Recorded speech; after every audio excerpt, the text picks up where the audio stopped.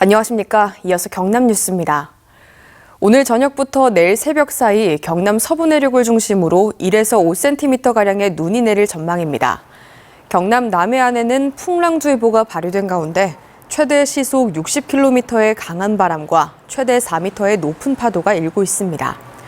창원과 김해에 건조주의보가 발효된 가운데 강한 바람까지 불 것으로 예상돼 산불과 화재 예방에 각별한 주의가 필요합니다.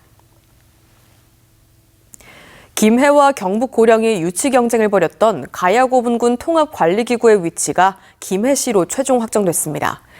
가야고분군이 유네스코 세계유산으로 지정된 지 1년 2개월 만인데요. 김해시는 영호남 7개 시군과 협력해 효율적인 관리 체계를 만들겠다고 약속했습니다. 정성호 기자가 보도합니다. 가야고분군은 지난해 9월 유네스코 세계유산 목록에 등재됐습니다. 김해와 전북 남원, 경북 고령 등 세계 광역 7개 기초지자체에 걸쳐 고분군이 분포해 있다 보니 통합관리기구의 필요성이 꾸준히 제기돼 왔습니다. 하지만 김해시와 고령군이 서로 최적지라고 주장하면서 입지 선정은 1년을 넘게 끌어왔습니다. 국가유산청은 2차례 회의와 의견 수렴을 거쳐 가야 고분군 통합관리기구를 김해시에 설치하기로 최종 결정했습니다. 세계유산 도시 김해 세계인과 함께하는 가야고분군을 여러분들께서 다방면으로 체감하실 수 있도록 뛰어나게 키워내겠습니다. 유네스코도 지리적으로 떨어진 연속유산의 경우 통합관리 체계를 마련하도록 세계유산 협약 이행 운영 지침에 명시했습니다. 경상남도는 가야고분군 통합관리지원단을 중심으로 명칭과 조직, 법인 설립, 지자체별 조례 재개정 같은 행정 절차를 내년 상반기까지 마무리할 계획입니다. 대략 한 15명에서 20명 정도, 예산은 국가유산청에 지원 예산하고 각 지자체 분담금으로 해서 법인이 운영될 것 같습니다. 설치 예정지는 옛 김해교육지원청 건물과 관동동의 국립가야문화센터 등이 거론되고 있습니다. 김해시는 국립김해박물관과 대성동 고분박물관, 가야역사문화센터에 이어 통합관리기구까지 유치하면서 가야사 연구와 유적지 관리의 허브로 부상하고 있습니다. MBC 뉴스 정성호입니다. 진주시와 통영시가 문화체육관광부의 대한민국 문화도시에 최종 선정됐습니다. 대한민국 문화도시는 지역의 문화창조력 강화를 위한 정부의 지방시대 정책의 하나로 도시는 앞으로 3년 동안 200억 원을 지원받아 각각 지역 주민의 문화 향유 확대와 도시 브랜드 창출을 위한 다양한 사업을 추진하게 됩니다. 창원시가 건립 중단 결정을 내린 먹거리 통합지원센터 사업에 대해 경상남도가 기관 경고를 처분했습니다.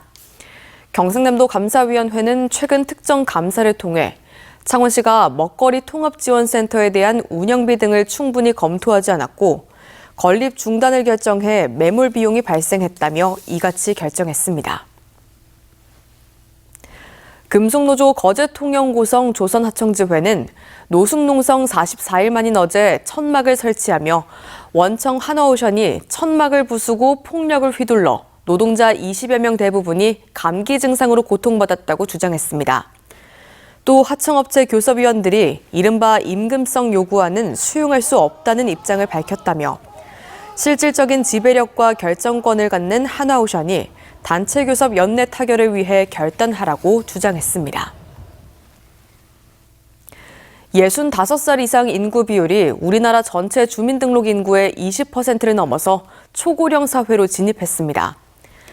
지난해 20%를 넘어선 경남은 올해 21.79%로 17개 광역자치단체 가운데 전남과 경북, 강원, 부산 등에 이어 8번째였습니다. 정부는 인구 전담부처 설치를 비롯한 체계적인 대책 마련이 시급하다고 밝혔습니다. 유엔은 65살 이상 인구 비율이 7% 이상이면 고령화 사회, 14% 이상이면 고령 사회, 20% 이상이면 초고령 사회로 구분합니다. 어제도 경남 곳곳에서는 윤석열 대통령 탄핵을 촉구하는 집회가 열렸습니다. 양산 정의로운 사람들은 오전 10시쯤 김태호 국회의원 사무소 앞에서 윤 대통령 퇴진과 김태호 의원 해임을 촉구했습니다.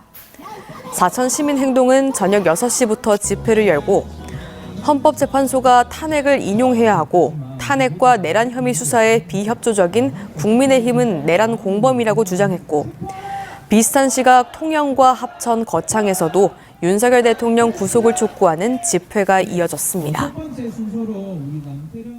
거제시립 장승포도서관이 지하 1층, 지상 2층 규모로 재건축돼 임시 개관했습니다.